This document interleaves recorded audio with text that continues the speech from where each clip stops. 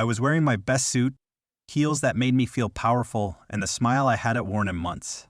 After 5 years of non-stop dedication, late nights, and sacrifice weekends, today was supposed to be the day. The day I'd finally be recognized, promoted, seen. I had rehearsed my reaction in the mirror that morning, gracious, surprised, humble but glowing. So imagine my confusion when I walked past the conference room and heard my name. But not the way you'd expect. Yes, Maya Khan, we appreciate your service, but unfortunately, your role has been made redundant effective immediately. I froze. The voice was unmistakable. It was Mr. Henderson, my boss, and he was standing at the front of the room holding a script. Reading it, word for word. Like an actor rehearsing a performance. My firing. My blood went cold. I stood outside the frosted glass, heart hammering, mind racing. Maybe it was a joke? A training session? A role play? Then I saw the PowerPoint slide on the screen. HR procedure, delivering difficult terminations. No. No, no, no. This wasn't happening. Today was supposed to be my promotion day. He called my name again. This time, slower. Maya has been with the company for 5 years, but we believe it's time for a new direction. I stumbled backward, bumping into the wall behind me. The hallway spun. I couldn't breathe. I clutched the promotion file I had made. The one with all my achievements, the awards, the overtime hours. Suddenly, it felt like a joke, like I was the punchline of something cruel. And then he laughed. Too dramatic? Or just right? He asked someone inside the room. Someone laughed back. I couldn't see who it was, but I recognized the voice. It was Natalie, my coworker, my friend. She was the one who told me this morning, "You're a shoo-in for the promotion. I even told Henderson myself you deserved it." So why was she in there helping him rehearse my termination speech? I backed away slowly, turned the corner, and ducked into the stairwell. My breath came in shallow gasps. My fingers dug into the edges of the file I had made for my so-called promotion. Everything in me wanted to burst in that room, demand answers, scream. But I didn't. Instead, I decided to wait, to find out the truth, to see how far this betrayal went. And if I was really being fired, I wouldn't go quietly. For most of my life, I believed hard work could earn you anything. Growing up in a small apartment above my parents' tailor shop, I saw them pour every ounce of energy into that tiny business. They rarely took days off. My dad's hands were always calloused. My mom's eyes carried the quiet weight of exhaustion, but she never once complained. So I made myself a promise. I'd make their sacrifices worth it. I'd climb the ladder, get the job, buy them a house someday. That dream began to take shape the day I joined Camden Cross as a junior operations assistant. I was young, hungry, and, let's be honest, a little naive. But I didn't care. I dove headfirst into every project, volunteered for tasks no one wanted, stayed behind long after others clocked out. And that's where I met Natalie. She was confident, witty, and always 2 steps ahead. We were polar opposites, she with her bold red lipstick and sharp comebacks, me with my color-coded folders and cautious optimism. But somehow, we clicked. Or at least I thought we did.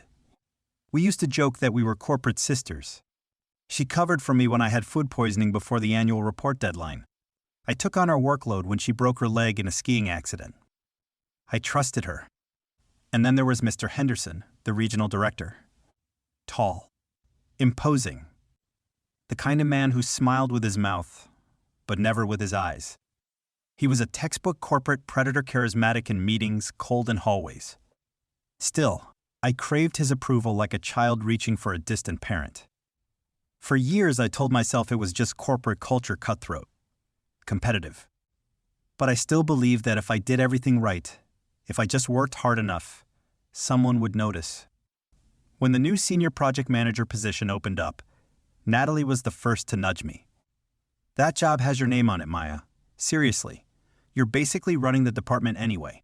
For the first time in 5 years, I allowed myself to believe it. I stayed up late working on my proposal, building a presentation, even designing a 5-year roadmap for department growth. I wanted it badly, not just for the title or the money, but for validation. For every late night, every sacrifice weekend, every time I smiled through someone else getting credit for my work. And now, I wasn't sure if I was being promoted or stabbed in the back. I didn't sleep that night. I lay on my bed, staring at the ceiling, my mind replaying that moment over and over. Mr. Henderson's voice rehearsing my termination. Natalie's laugh. That cruel little smirk in her voice. The one I had somehow never noticed before. Had I imagined it all? By morning, I'd almost convinced myself it was just a misunderstanding. Some kind of HR drill. Maybe they were using my name as an example for legal compliance. Nothing more. I clung to that theory like a life raft. But when I got to the office, everything felt off. People glanced at me, then looked away just as quickly. Like they knew something I didn't. Natalie, usually the first one to bounce into my cubicle with a coffee and gossip, didn't show up at all. I texted her, "Hey, you okay? Not like you to ghost me in the morning." No reply. Around noon, I saw her walking with Mr. Henderson by the elevators. They were talking in hushed voices, and as I passed, she tucked something into her purse quickly. Her eyes met mine, and for a brief second there was something there. Guilt? Fear? Smugness? I couldn't tell. "Morning, Maya," Henderson said with a tight smile. That same corporate mask he always wore. "Everything good?" I nodded, forcing a smile. Perfect. But it wasn't. And I knew it. I returned to my desk and pulled up my calendar. That's when I saw it. A private meeting invite. From Henderson. Tomorrow. 9 a.m. subject line.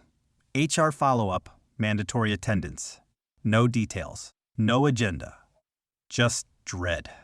My fingers trembled as I clicked the invite open, hoping for a clue.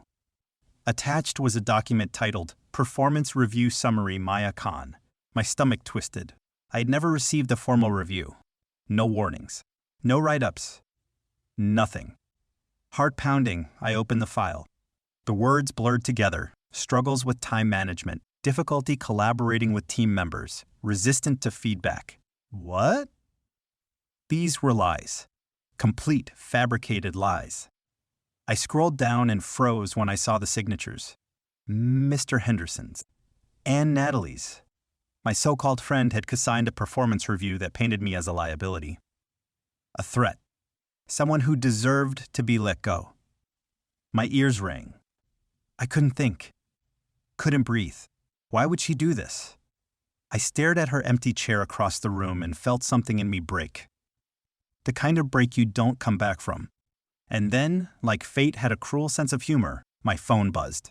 A text. From Natalie. "Hey, can we talk later? Privately? There's something I need to tell you." I stared at the screen. My fingers hovered over the keyboard, but I didn't respond. Instead, I opened a new tab. I typed, "How to request access to internal audit records anonymously." Because if they were planning to fire me, I needed to know why. And I had a feeling this went much deeper than just a fake performance review. I kept staring at Natalie's message. "Can we talk later? Privately?" What was she going to say? That she was sorry?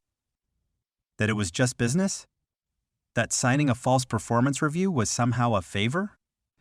I tossed my phone onto the bed and sat down, clutching my head in my hands. My thoughts were a storm, no clear answers, only crashing waves of anger, confusion, and betrayal. Maybe I was overreacting. Maybe there's an explanation. But no matter how hard I tried to justify it, the facts remained. Mr. Henderson was preparing to fire me. Natalie was helping him. And someone had written a report that made me look like dead weight. I opened my laptop and scrolled through my inbox. 5 years of glowing emails, appreciation notes, internal award nominations, even an old company-wide newsletter where Mr. Henderson himself had praised my exceptional dedication. So, what changed? I thought back to 3 months ago, right around when Natalie started pulling away. It was subtle at first. Canceled lunch plans, unread messages, quick smiles with no warmth behind them. And then there was that project, the buyer tech proposal. I'd worked for weeks building the pitch for that account. Natalie offered to review it before I presented it to Henderson. I trusted her. Send her the file. 2 days later, she pitched the exact same proposal, word for word. But she changed the footer, removed my name. I didn't say anything. I thought maybe it was a miscommunication. Maybe she didn't mean to take credit. But now I know better. I pulled out the flash drive I kept in the back of my drawer, the one where I saved backups of every major project. And sure enough, the original pitch file was there, dated and time-stamped. Proof. I stared at it, heart budding. Should I confront her? I could. March into her office. Demand an explanation. Call her out. But a small voice inside whispered, "Don't give her the chance to lie." Not yet. I needed the truth, and I needed leverage. The next morning, I walked into the office early. Earlier than anyone else. I didn't go to my desk. Instead, I headed straight to the server room. It wasn't locked. It never was. Henderson always bragged about our trust-based environment. Ironic, really. I logged into the backup system using my credentials. Searched for anything tied to my name, my project folders, HR records, anything that could explain how my spotless record had turned into a firing notice. And that's when I found it. A folder buried deep in a shared access drive. Inside were reports, profiles, notes. Mine was at the top, and it was brutal. Pages of false complaints, cherry-picked data, manipulated charts, and entire narrative designed to make me look incompetent. But what made my stomach flip wasn't just what was written. It was who wrote it. Natalie Green. She had created the report, compiled it, submitted it. And in one of the metadata logs, I saw a recent comment from Henderson. "Great job hiding the original timestamps. This will make things much smoother." My hands went cold. They weren't just firing me. They were framing me. I sat back, the fluorescent lights buzzing overhead. I felt like I couldn't breathe. Why? Why would she do this to me? Was it jealousy? Ambition? Had I been so blind to what she truly wanted? I opened my phone again. Natalie's message still sat there. I replied, "Meet me on the rooftop at 5. Alone." No emoji. No smile. Just that. All day I went through the motions like a ghost. Smiling. Nodding. Pretending like I didn't know the walls were closing in. When the clock hit 5, I grabbed the flash drive, slipped it into my coat pocket, and climbed the stairs to the rooftop. The sky was gray. Windy. A storm brewing in the distance. Natalie was already there. She turned when she saw me, her face unreadable. "Hey," she said quietly. "Thanks for meeting me." I crossed my arms. "You wanted to talk. So talk." She hesitated, looked down. I didn't want it to happen like this? Like what?" My voice was shaking, but I didn't back down. "You mean betraying your best friend? Faking performance reviews? Stealing my project and feeding it to Henderson like it was yours?" She looked startled just for a second, then quickly recovered. "You don't understand." "No, I do understand," I snapped. "You sold me out. You made me a scapegoat so you could climb the ladder. Did he promise you my job? Or was this always your plan?" Her lips parted, but no words came out. I stepped closer. "I know about the file, the report. I saw your name all over it, and I have copies. So unless you want HR, legal, and the board breathing down your neck, I suggest you start telling the truth." For a moment, the mask slipped. "I didn't have a choice," she whispered. "He gave me an ultimatum. It was either you or me." I stared at her, heart hammering. "And you chose you." Silence. Thunder rumbled in the distance. I turned and walked away, leaving her on that rooftop with the truth she tried to bury. And for the first time in days, I felt powerful again. I thought confronting Natalie would give me closure. It didn't. If anything, it left me with more questions, more unease. She looked terrified on that rooftop, not of me, but of something else. Or someone. The next morning, I received an email. No sender. No subject. Just a single line.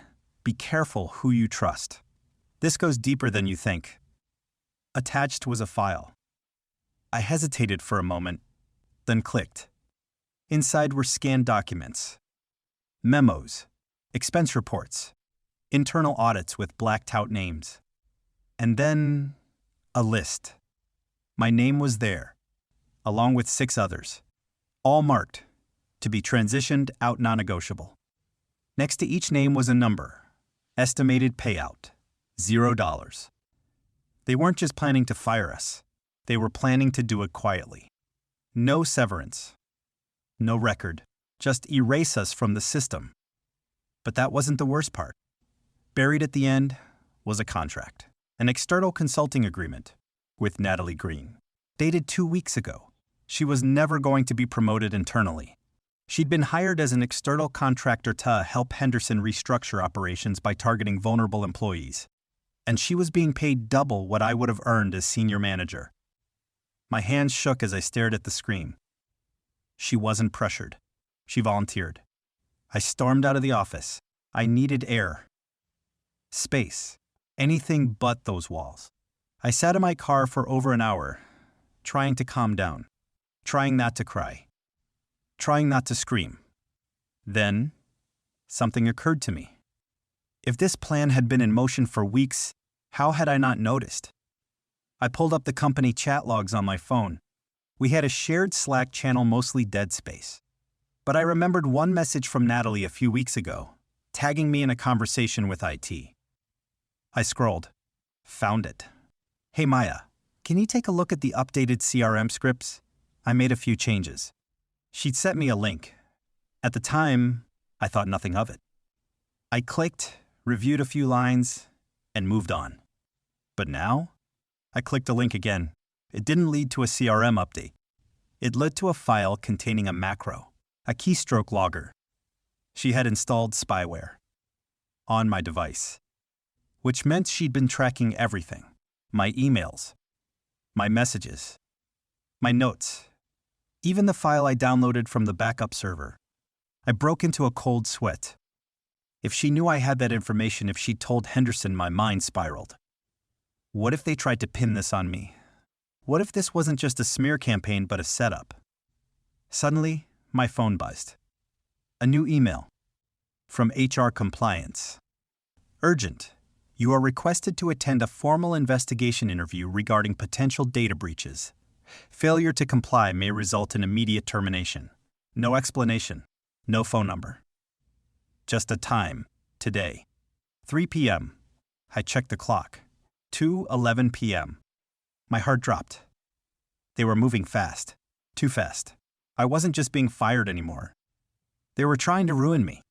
I walked into the HR conference room at exactly 2:59 p.m.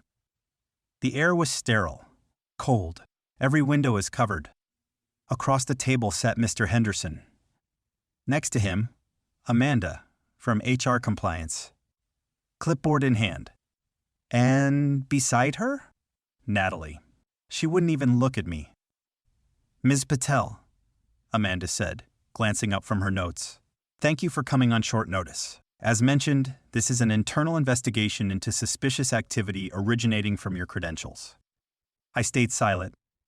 We've detected unauthorized access to internal server logs, Amanda continued, flipping a page. Additionally, there's evidence of data being downloaded to an unapproved external device. Do you have any explanation? I didn't blink. Yes, I said calmly. I was retrieving records related to my own performance after I discovered that my name was being slandered in false reports. Henderson leaned forward, mouth twitching with mock concern. Now, Maya, no one is slandering you. But you must understand, accessing confidential files without permission is a serious violation. I stared at him. And falsifying records to terminate loyal employees isn't? That got Amanda's attention. Excuse me? I pulled the flash drive from my pocket and set it on the table. This contains metadata, original files, and internal emails proving that Mr. Henderson and Ms. Green fabricated performance reviews, not just mine, 6 others, with the intent to dismiss us without compensation and replace us with external contractors. Amanda's eyes narrowed. Natalie finally looked up, face pale, eyes wide. "Maya," she said softly, "you don't want to do this." "Oh, but I do," I replied. "You put a keylogger on my computer. I have proof of that too." Henderson chuckled, but there was tension in his voice. "This is absurd. Amanda, I think it's clear Maya is trying to redirect blame after compromising sensitive data." "I didn't compromise anything," I said. "But I did consult a lawyer before I came here." That shut him up. "I made copies. Everything's been time-stamped, verified, and shared with legal counsel. If this goes further, I'll file for whistleblower protection and go public." Amanda glanced between us, visibly unsettled. Then I turned to Natalie. "You had a choice," I said, my voice shaking. "I trusted you. I defended you. And you sold me out for a paycheck." "Maya, please," she whispered. "It wasn't supposed to go this far, but it did," I snapped. "You knew what he was doing, and you helped." Natalie buried her face in her hands. "I didn't think he'd take it this far. I thought it would be temporary just until the restructuring was done. You knew exactly what you were doing," I said. "And you let me think I was crazy." Alone. Henderson stood up, voice hardening. "Enough. Amanda, I demand immediate disciplinary action." "No," Amanda cut in. "Not yet." She picked up the flash drive, inserted it into her laptop, and began reading. Silence. Every tick of the wall clock felt like thunder in my ears. After 2 minutes, Amanda slowly looked up. "Maya, where did you get this?" "I told you. The backup server. I accessed it through my credentials. Nothing was hacked, just buried." Her eyes flicked to Henderson, then Natalie, then back to me. "You're free to go," she said quietly. "We'll be suspending this investigation immediately." "What?" Henderson barked. "You can't be serious." Amanda stood, closing her laptop. "This goes beyond an HR case. I'll be escalating this to corporate legal and executive oversight." I didn't say another word. I didn't have to. As I walked out of the room, I caught one last glimpse of Natalie. She didn't look powerful anymore. She looked broken. And Henderson? He was already dialing someone. Probably his lawyer. I walked down the hallway, head high, heart racing. I had no idea what tomorrow would bring. But for the first time in weeks, I wasn't afraid anymore. 2 weeks later, the office felt different. Quieter. Colder. But freer. Henderson was on leave pending investigation. Rumor was, legal found decades of shady practices buried under polished quarterly reports. HR was cleaning the house. As for Natalie, she resigned the day after our confrontation. No goodbye. No explanation. Just gone. I heard she tried to blame everything on Henderson. Said she was just a pawn in his game. But she wasn't a pawn. She was willing. She made her choice the moment she installed that spyware and smiled in my face like nothing was wrong. I didn't chase justice for revenge.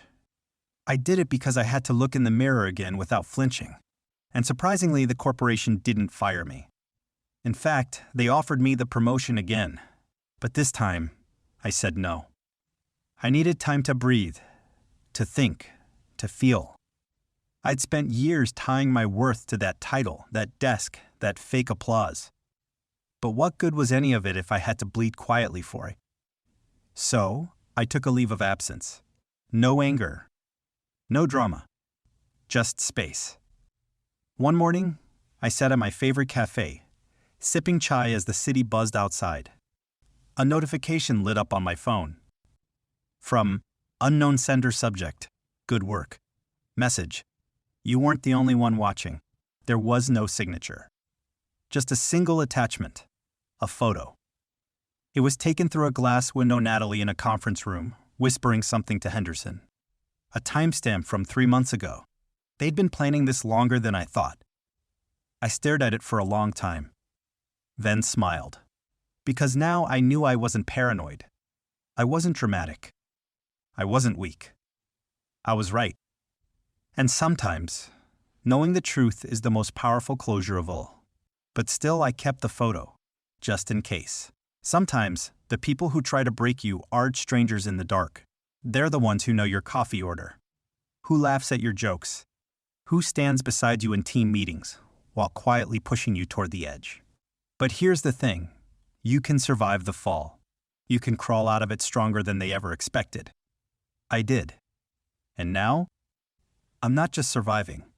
I'm thriving. Because I learned the hardest, most beautiful truth of all. Loyalty should never be given blindly. But self-respect? That should never be negotiable. Ever.